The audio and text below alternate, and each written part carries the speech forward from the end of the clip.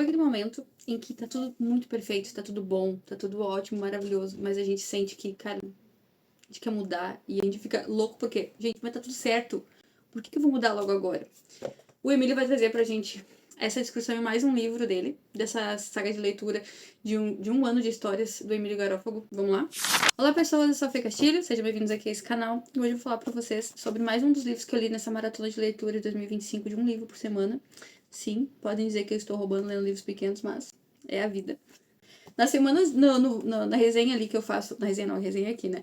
Mas nos vlogs que eu tenho feito de leitura, vocês vão ver o que tem acontecido, né? Vai desde perder o carro até a suspeita de câncer nesse meio termo. Vamos ver no final do ano o resumo do que aconteceu, gente, porque é muita loucura que acontece, assim. Mas é a vida normal das pessoas. Bom, quero falar pra vocês um pouco sobre essas histórias. Eu não posso falar muito, porque senão eu entrego a história inteira pra vocês, mas todas as histórias do Emílio sempre tem um item de profundidade nessas histórias, e essa daqui vai falar a história de uma aeromoça. Então, a gente vai começar a ver as histórias se entrelaçando, como eu tenho dito pra vocês nos livros do Emílio, né?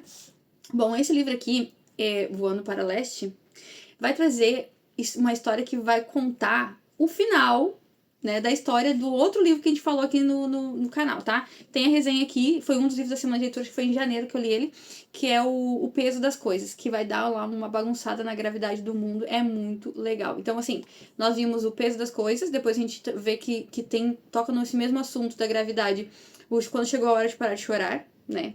Daí a gente vai saber por que a gravidade é afetada. E agora, nesse daqui, a gente vai ver o casal, né? O que aconteceu com o casal Maffer e Lancelot. Quem viu a resenha sabe que o Maffer e Lancelot é um casal e que, assim, que o Lancelot é apaixonadíssimo por ela. É um romance muito fofinho de ver. É muito bonito. E, assim, o que pode dar de errado naquele romance? Né? Onde o homem tá, assim, apaixonado pela menina de uma forma inexplicável. E ela tem todo um charme, assim, que cada momento especial ela usa um perfume diferente para cada fase da sua vida. Nossa, assim, é muito legal. Nesse livro aqui a gente vai ver esse casal e vai saber o que aconteceu com ele, né? A Maffer e o Lancelot. O Lancelot ainda vai dar umas dicas para essa moça aqui. Essa moça aqui é a Ciri, ou Ciri, ou enfim. Eu vou ler para vocês aqui o relato aqui, que ele fala assim, ó. Esse é o relato da última viagem de Ciri, uma comissária que aproveita o longo trajeto de São Paulo para refletir sobre o que somos em relação ao que fazemos. Há momentos em que a vida nos faz querer mudar de rumo. Em outros, ela se parece com um voo para leste. O tempo parece se esvaziar, e o dia fica curto, e a noite sem fim. Mas, como diz certa música, por que se preocupar? Deve haver risada após a dor, deve haver sol após a chuva. Bem-vindos a bordo. Bom, enfim, é muito legal, porque assim, a Sylvie vai trazer uma história, porque ela é muito boa no que ela faz, né? Ela é uma ótima comissária. E ela, às vezes, até começa a se perguntar se ela não está insatisfeita com a vida dela, justamente por conta dela não ser uma boa comissária. E aí ela começa a ponderar, será que eu sou uma boa comissária? Será que não? Mas ela percebe que se ela não fosse uma boa comissária, ela não estaria ali, ela teria sido demitida, enfim. Ela entende muito bem a dinâmica, mas chega uma hora que ela fica meio que de saco cheio daquilo ali, sabe? Isso é um reflexo muito. A gente tem visto esse reflexo muito hoje em dia, né? Eu tenho escrito aqui o meu eterno e-book que nunca ficava pronto, né? No momento que eu tô gravando esse vídeo, inclusive. Ele nunca fica pronto, mas tá lá sobre vocação, né? Como eu li os livros do Jordan Raynor e percebi toda essa trajetória da vocação e como essa distorção que o mundo tem feito de muitas coisas, né? O pecado tem distorcido todas as coisas, mas essa distorção, assim, eu digo, vamos parar pra pensar nas distorções. Na feminilidade, na masculinidade, na família. Essa distorção do trabalho também tem trazido pra gente algo que é do ser humano, a insatisfação com a vida, independente se ela está boa ou ruim, da sua perspectiva de vida, né? Se você está analisando a vida, está pensando que tá tudo certo, mas a gente tem uma insatisfação.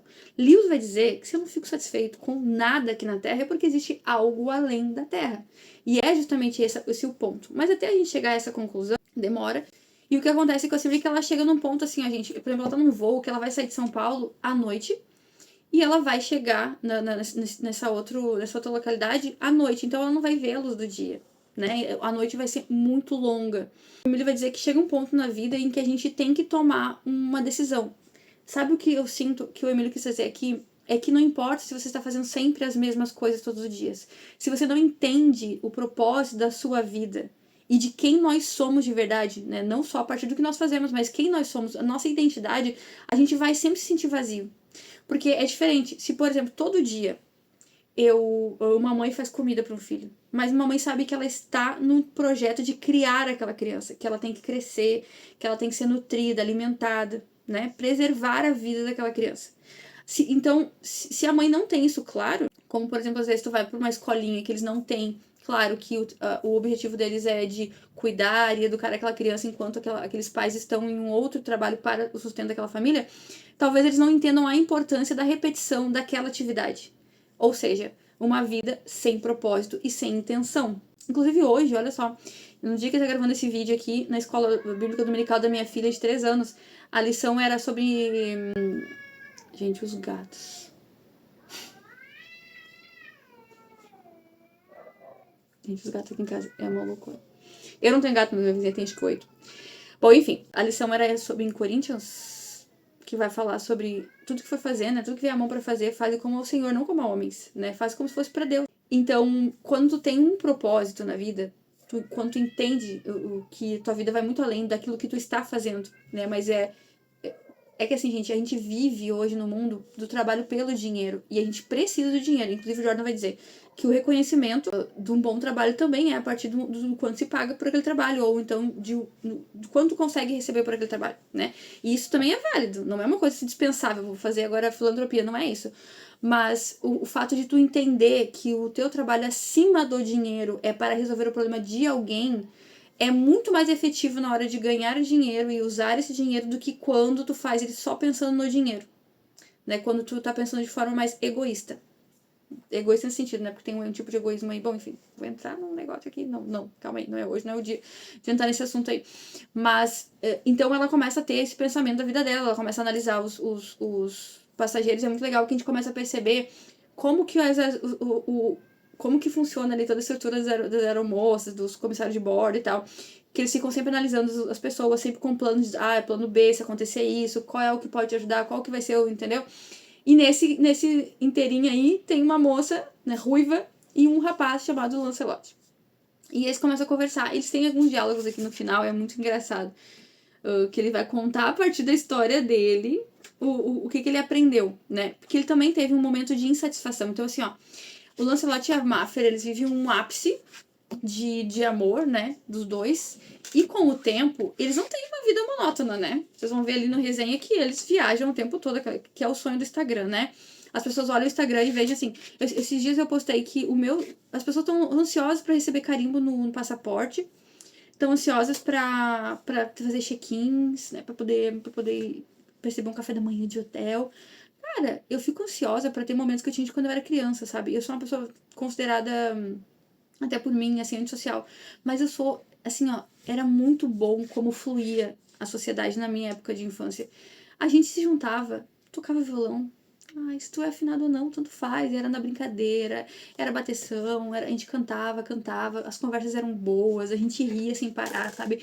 As minhas amigas, as minhas primas vinham pra cá e a gente tinha interações com a igreja. Toda a minha família era cristã, né? Então esse era o nosso meio.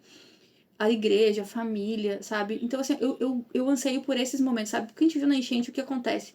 Nós desejamos muito o status, o post, né? Então, é estar lá no hotel, né? Com o café da manhã, passeando pelas ruas de Gramado, ou pelos lençóis maranhenses. Gente, isso é tudo muito bom.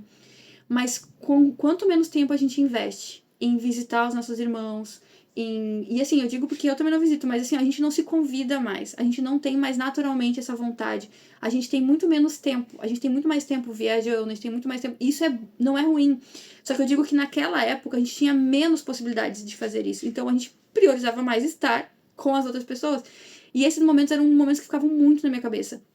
Eu lembro de irmãos chegando lá desesperados que estavam com câncer, as nossas orações, as súplicas a Deus, as coisas não eram tão planejadas, a gente comia o que tinha pra comer e todo mundo ficava feliz, sabe? A gente não tinha aquele receio de, vou comer uma sopa só com carne. Não, vamos botar uns ossos aí. Era um negócio assim, ó.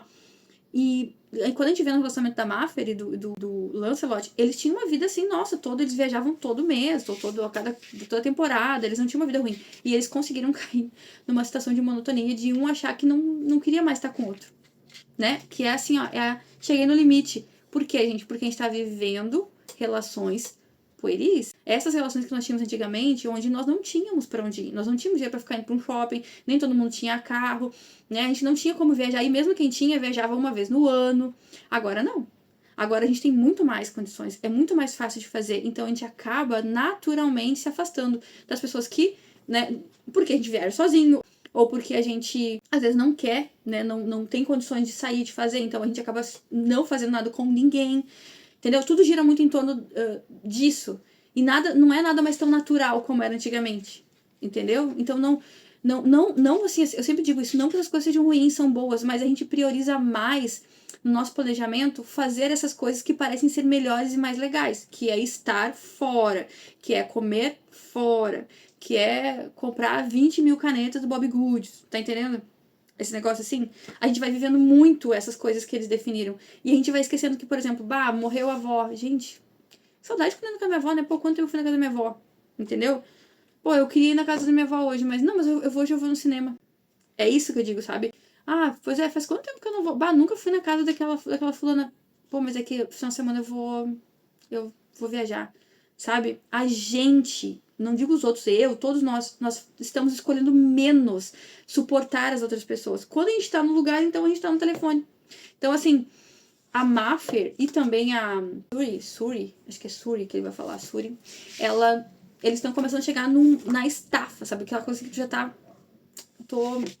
Tô ficando cansada dessa vida e é uma vida boa. Mas é que é uma vida sem muito propósito, sem sentido. Por que ela viaja? Por que ela é comissária? E ela tem família, ela tem amigos, ela tem relações profundas, ela se ocupa com o problema de outras pessoas, sabe? Ela começa a entrar numa noia assim, agora eu saio, começo tudo de novo em outro lugar, ela já mudou muito ali o modo, ela vai falar sobre a família e sobre como ela saiu do que geralmente é na família dela, né? Aí ela vai ter uma hora que ela vai se encontrar com o Lancelot, e aí eles vão comer um sorvete, vão conversar, e ele vai dizer assim, ela ficou vendo a noite que retornara após horas de luz. Ficou pensando no dia curto de quem voa contrária à rotação da Terra.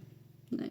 A vida é como voar para o leste. Sabemos que temos pouco tempo. Sabemos que a vida é curta. Mas, mesmo assim, ela escurece mais rapidamente do que a gente imaginava. Ela é correr atrás do tempo. É voar para o leste. A nossa vida é como uma quarta-feira, que acaba antes do que deveria, mais rápido do que seria plausível. Quando chegar a hora de pousar, perguntaremos onde o tempo foi parar. Tem até um poema sobre tempo. Se eu achar, eu vou botar aqui. Acho que eu tenho no Instagram. Eu fiz um reel sobre isso. Mas é muito bonito o poema que vai falar sobre o tempo, né? Não se considerava uma pessoa religiosa, mas ficava a pensar sobre o porquê de o mundo ser tão insatisfatório. Seria possível um mundo diferente? Um mundo em que a vida fosse como voar para o oeste? Uma vida na qual os dias se alongam e nada se vai subitamente? Se sim, como chegar nessa vida? Ela vai dizer, né? E ele vai botar várias músicas aqui, é muito legal. E aí, por fim, ele vai dizer assim, ó. Seguiria vivendo, indo ao leste. Quem sabe um dia aparece alguém ou algo capaz de inverter o andamento do mundo e mudar tudo. Esticar a vida para os horizontes do tempo sem fim. Essa é a busca, esse é o anseio. Siri sabe que no final das contas, outra carreira não deve resolver mesmo. Talvez seja até prejudicial, pois vai acalmar as coisas que deveriam seguir agitadas. Por favor, aguardem em seus assentos até os avisos luminosos serem desligados. Ou seja, ele vai dizer aqui que essa insatisfação, esse anseio, ele deve ser escutado por nós. Quando essas coisas começam a acontecer, não necessariamente quer dizer que a gente deva mudar radicalmente para outra coisa, nesse anseio de procurar essa adrenalina de começar tudo novo.